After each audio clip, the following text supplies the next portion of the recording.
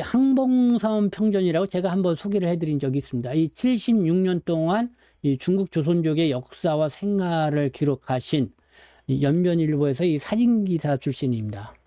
이분이 94세이신가요? 지난해에 작고를 하셨습니다.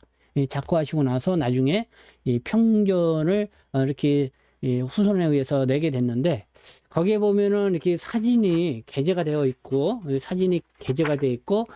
그분의 평전과 같은 글이 게재가 되어 있습니다. 그래서 제가 이 중국 동포에 대한 좀 이해, 그런 취지에 의해서 이 사진을 보고 좀 여기에 책에 게재된 내용을 좀 소개를 해드리고자 합니다. 네, 처음 사진은 일제강점기 때 이 함경북도 무산에서 두만강을 넘어서 이 북간도로 이주하는 이 조선사람들의 모습 사진입니다. 네, 사진 보이죠? 네, 이렇게, 이게 마차 글 끄고, 참 여기 겨울이니까 추운 지역이니까 아주 두툼한 솜옷을 껴 입고, 이렇게 남성들은 삿갓을 쓰고, 네, 이런 사진을 볼 수가 있습니다. 자, 이게 그냥 북간도로 이주하는 이 곡절 많은 이 항범선 선생님의 어린 시절을 희고한 글인데요. 그 글을 좀 여러분들에게 이 말씀을 좀 내가 드리도록 하겠습니다. 19세기 이 중엽부터 이 과거 이 간도라고 불린 연변 지역에 이 조선인이 이주하기 시작하였다. 특히 1860년대와 1870년대 사이에 이 조선에서 이 재해와 흉년이 연속으로 발생을 하자 수만 명의 이주민들이 사람이 살지 않으면서 비옥한 간도 지역으로 옮겨갔다. 그리고 1905년 을사늑약이 체결되어서 나라가 국권을 잃게 되자 이번에는 항일 애국지사들이 국경을 넘기 시작해서 이미 조선의 농민들이 모여 살던 만주와 서북간도 땅은 조선인들의 생활터로 자리를 굳혀갔고, 연변 지역은 항일 독립 운동가들의 활동 무대가 되었다. 1931년에 만주를 침략해 만주국을 일제가 중국 동북 지역을 대륙 침략의 병참기지와 식량기지로 활용하고자 1년에 1만 호씩 이주를 시킨다는 계획 아래 조선인을 만주 지역으로 집단 이주시켰다. 1930년대죠. 이미 일제 강점기 시절 때 일본이 그 간도 지역을 만주국을 만들었죠. 그때 이야기입니다. 그 결과 1930년에 60만 명에 달하던 이 조선인 인구가 1940년에는 145만 명으로 2배 이상 증가했다. 남원 황씨인 항범성의 집안도 이러한 이주 대열의 일원으로 함경북도 온송에서 두만강을 건넜다.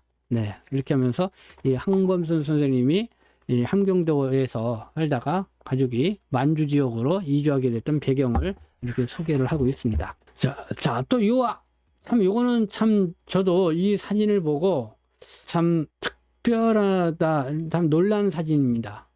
자, 이게 이제 태극기가 보입니다. 태극기. 그쵸? 태극기가 보이고, 이게 이제는 보니까 이게 러시아어로 이렇게 뭐가 써 있는 그런 게 또 보이는데, 이게 이제 러시아 군인들이 타고 있는 그러니까 군용 트럭입니다. 뒤에 그 포가 이렇게 달려 있죠. 이 책은 이렇게 항범 선생님이 직접 이 책에 수집해서 게재한 그런 사진이 되겠습니다. 제목이 이겁니다. 이 1945년 8월 중순, 그러니까 하얼빈에 진주하는 소련군을 조선인들이 태극기를 들고 나와서 환영하고 있다. 이런 내용입니다. 이 당시 상황을 우리 항범성 선생님이 썼는데, 1945년 8월 중순 접어든 어느 날 갑자기 태극기를 들고 젊은이들이 거리로 뛰어나와서 북을 두드리고 만세를 부르면서 떠들어대는 모습에 황씨 일가는 크게 놀랐다. 대동아 공영권의 미몽을 꿈꾸던 일제가 투항하면서 드디어 조선인들이 광복을 맞이하게 된 것이다. 그러니까 1945년 8월 15일 그때 일제가 망하고 이렇게 퇴각을 할 때 이제는 그 만주 지역, 여기는 하얼빈 지역이랍니다. 하얼빈 지역에 이제 소련 홍군이 이렇게 들어오니까 해방됐다는 기쁨으로 거기에 살고 있던 이 조선인들이 이 태극기를 들고 나와서 이 소련 홍군을 기쁘게 맞이하는 그런 사진이라는 것입니다.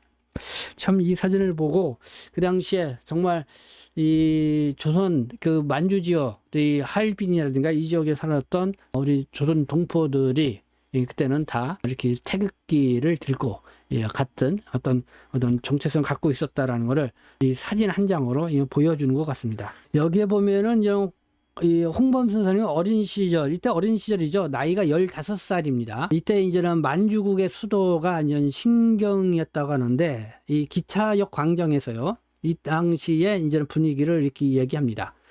이 기차역 광장에서 대나무 꼬챙이에 정교하게 붙여 만든 작은 태극기를 팔고 있었다. 하나를 사고 싶었는데 수중에 돈이 없어서 그저 만지작거리기만 하다가 그냥 포기하고 돌아섰다. 태극기를 팔던 아주머니가 너 이거 갖고 싶은 게로구나. 얘라 해방이 되어 다들 기뻐하는데 내가 선심 쓰지. 하나 줄 테니 골라보거라. 대신 이걸 가지고 거리에 나가서 만세나 많이 불러다오 라고 하였다.